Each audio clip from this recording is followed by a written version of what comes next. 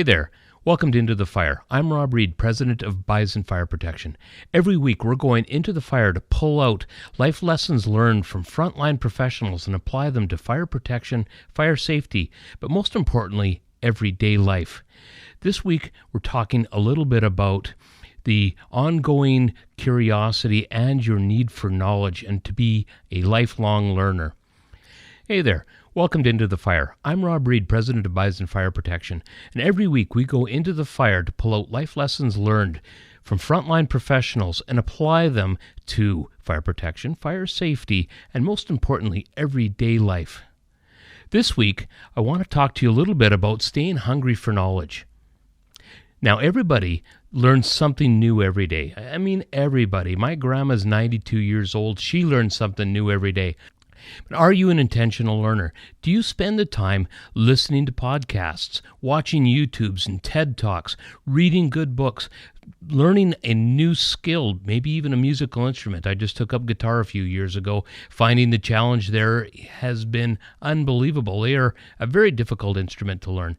But you spend time finding ways to learn things and how we improve ourselves by doing that. Studies have shown that people that spend time learning different things are able to stave off dementia and Alzheimer's, things like that. There are programs out there, and I'll mention the Aerosmith program right now that I know I've had some family success with, that they claim people that have been through the program are able to learn and stave off things like, again, the dementia and Alzheimer's. So if we keep our brains active, if we are intentional learners, we are able to live a more comfortable and more satisfying life because you have a good idea what's going on around you. Now, I want to spend a minute or two talking about whether you're an expert in your field. Now, if you're an expert, you're probably one of those people that has spent 10,000 hours learning something. I can talk about the guitar. I certainly haven't put 10,000 hours into that. I could talk about muskie fishing. They say to become an expert muskie fisherman, you have to do 10,000 casts, things like that. Have you spent 10,000 golf swings to become a pro? I'm going to guarantee you the pros have. I also spend a lot of time learning to become an expert, not a Dilbert, and that is by putting the time in to become an expert. Now think about what the difference between an expert and a non-expert looks like. If you ever had a repairman come into your house and work on your furnace or your cable systems or your washer and dryer, and think of the difference between the guy that really knows his stuff, has a fully equipped truck, and is able to take care of you versus the person that shows up and says, I'm not really sure here. He's very unprepared, obviously just doesn't know what he's doing, spending a lot of time calling different people at the office and getting support. And I mean, I respect anybody that understands that they don't know everything. Don't misunderstand what I'm saying there. But there's a difference between saying, I've got 90% of this and I got to make a call on this one last item just to be positive, and somebody that's just stumbling around. We have to make sure we know that. Now, it's one thing to have spent the 10,000 hours and become that expert. It's another thing to remain an expert, because I'll guarantee you the time that I spent, and my background in fire protection has always been suppression. And when I was running the division, I absolutely knew everything I needed to know and then some. But that's not my job here at Bison anymore. I have a manager now who is the expert, and I'm going to tell you that my skill set has dropped a little on that. But I have him to rely on. I can go to Mike and say, what are you doing? How's it going? Can you answer this question? And it's important to be able to come back to people and say that. Never be afraid to ask a question or have an expert ask the questions. I know I mentioned it earlier, but let's make sure that when you're doing something and you see a guy saying, listen, I got to make a quick call, or I got to just double check the book, understand the difference between an expert and a Dilbert. And one more thing, customers have confidence in you when you know your business. And how do they get the confidence in you and your team? Because you've invested in your people. You spent the time to get them where they need to be. Now, let's face it, I've had customers leave us for cheaper prices, and they've come back because they found that when you pay peanuts, you get monkeys. But when you talk about that sort of thing, it's because I've invested in my people. Are there cheaper companies out there to deal with? Absolutely, there always will be. We are not trying to be a bargain brand out there. But I can't invest in my people if we don't charge an appropriate amount of money to send them to the schools, to invest in them, to train them so that when they're in your business, they are maximizing their time with you and they're getting out of there sooner. So yes, maybe a company charges a little more for their expertise, but they spend less of your time, which means it costs you less. And you have no callbacks, you have no returns, and you have less what I call PITAs, or the pain in the ass aspect of doing business. Okay, so let's go into the fire. I've had a good opportunity to talk with Kerry Eccles, who is a captain out at the West St. Paul Fire Department. He shared a great story about the kids, the education, and the learning that they do at different levels at the schools, and how the kids actually can come home and train the parents and their families. Let's have a listen to what Kerry has to say. Hi, my name is Kerry Eccles and I'm with the West St. Paul Fire Department. I'm a captain of Fire Prevention and Pub Ed Division here in the department. I've been here for over 20 years with West St. Paul, and I'm here to talk a little bit about the importance of Pub Ed and fire safety and fire and life safety equipment. Part of our job here in the Fire Department is not only to put out fires and offer medical assistance and rescues. We also offer public education, fire prevention tips, and one of the programs we have is we go to the local West St. Paul school and we take our fire and life safety trailer. We've been doing this for about 4 years now, and we go and we have a fire life safety day at the school where a few of us from the department will go and we'll teach a little bit of fire life safety in the classroom. So each classroom will get a little 20 to 30 minute presentation, and then we bring them out to the trailer and we go through some scenarios that you would find at home, or and then teach them what to do if they run into different situations.